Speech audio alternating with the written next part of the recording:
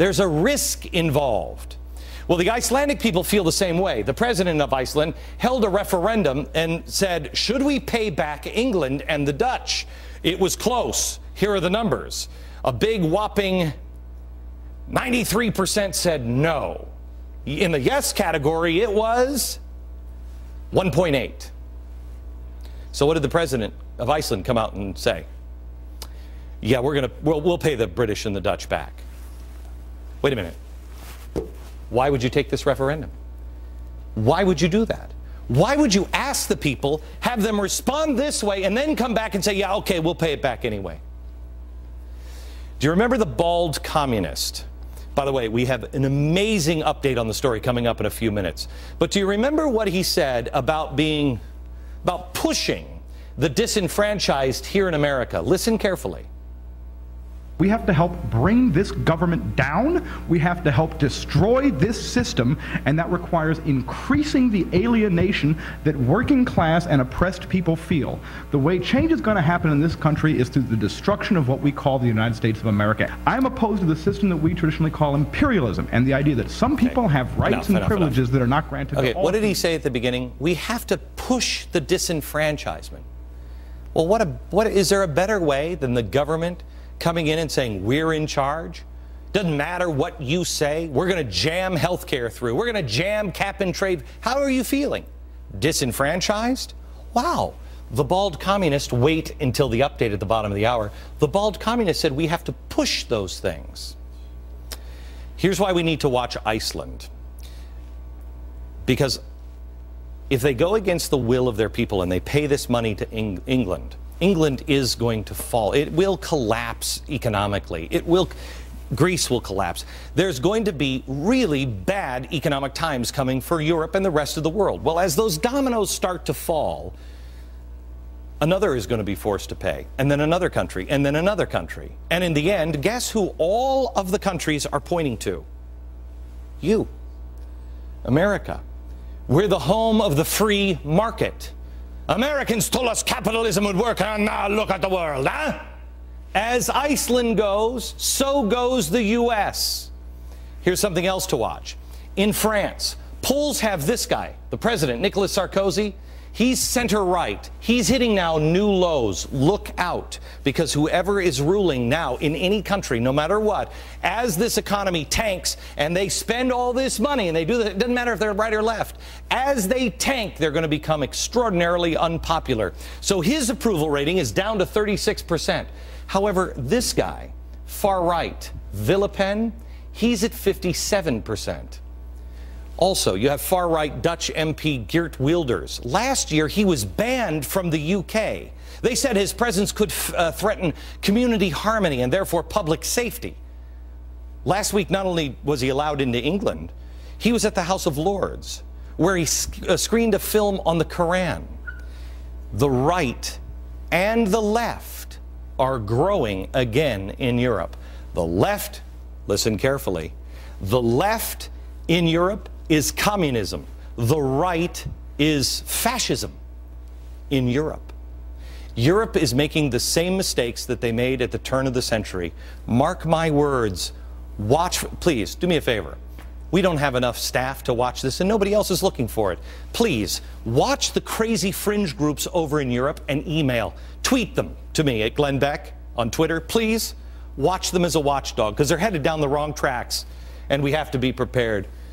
Have you ever heard that people say, you know what, America's on the wrong track? Let me show you how true that is. Do I have my, here it is. Let me just show you how we got here. Turn of the century. We had the Age of Enlightenment, 1620 to 1781. This was a time when people said, wait a minute, we can think out of the box. This is coming out of the Dark Ages. We can do anything. Wait a minute, maybe people should be free. That was a new concept. People had never been free before. The Age of Enlightenment. Dream, think, anything. Some people were thrown into jail. Some people were killed. Some people were burned at the stake. Some people were driven away. But people still thought the unthinkable things, and it led to 1776. Up until this point, Europe had kings and rulers That's what they had. You were a serf. You didn't have any rights. If you were born into the right class, you could rule. You could have your way. But if you weren't born there, you got nothing. Who are you to speak to me like this? Got it? The Age of Enlightenment brought us Jefferson and Franklin and Madison and Adams. And they were all thinking, wait a minute, we should be free. But you know what? With an exception, I think, of Hamilton, he said, let's get off of these tracks. Hamilton wanted to just say, let's just switch Parliament out. Let's just put a parliamentary system. But our founders knew that was wrong. You couldn't be on those tracks. So they took us and they built a new line right off those tracks. This was the American Revolution. It was taking us to new, bold places. While we were doing that, 1791 was our Constitution.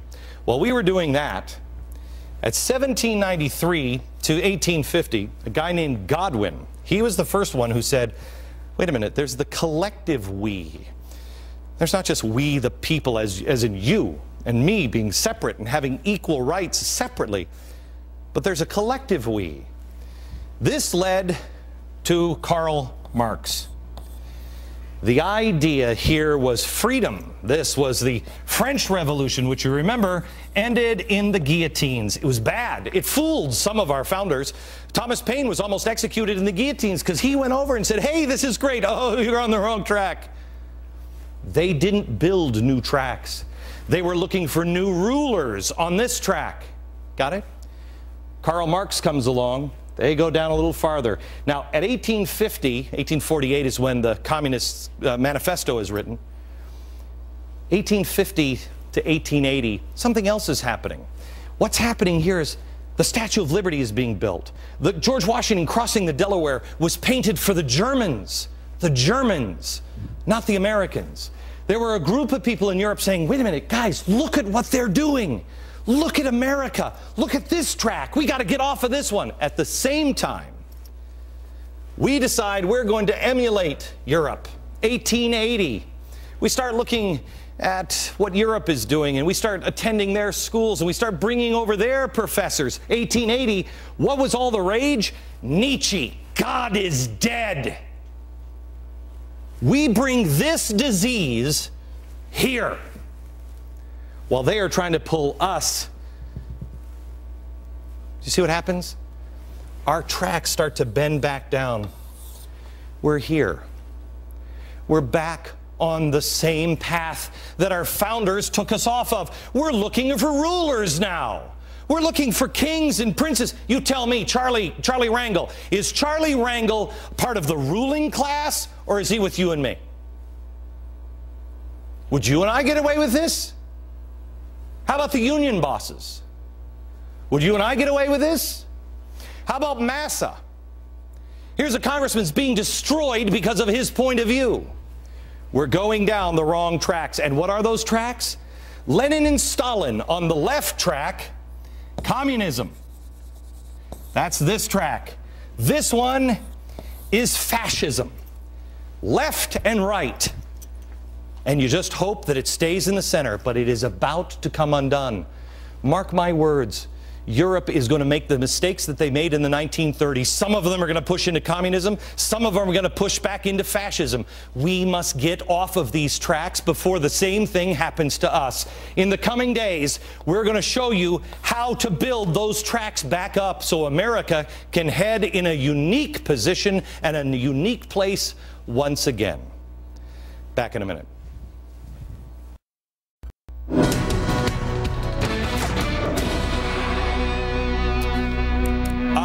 I don't know if you've noticed this, but the socialists are becoming a little bit bolder, and they're also starting to lose the term socialist.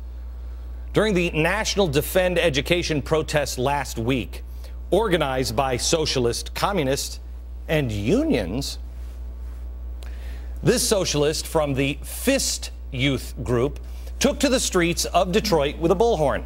I want you to see him share the good news of socialism. Ready? Here he is. Socialism, I don't know, some of you may have heard of it, some of you may not have heard good things about it. What? Who's saying bad things about socialism? Stop it. No, listen to the great benefits. He's got great benefits here. Go ahead. we believe in is we believe in a free university degree.